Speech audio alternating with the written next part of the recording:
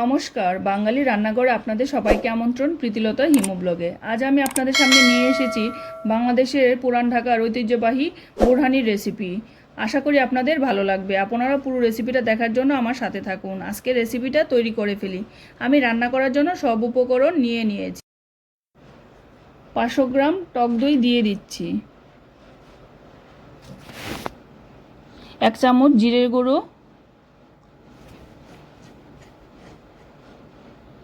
1 চামচ ধনে গুঁড়ো, 1 চামচ লঙ্কা গুঁড়ো,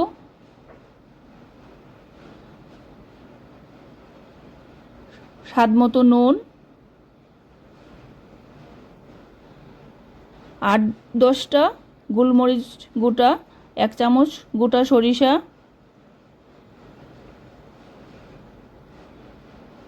1 চামচ আদা বাটা, 1 চামচ লঙ্কা বাটা, 1 চামচ বিট নুন,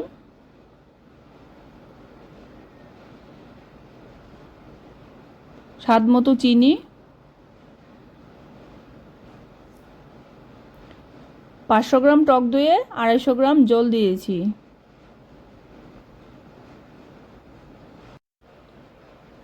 পরিমাণ মতো পুদিনা পাতা দিয়ে দিচ্ছি। এখন আমি ঢাকনা বন্ধ করে ব্লেন্ড করে নেব।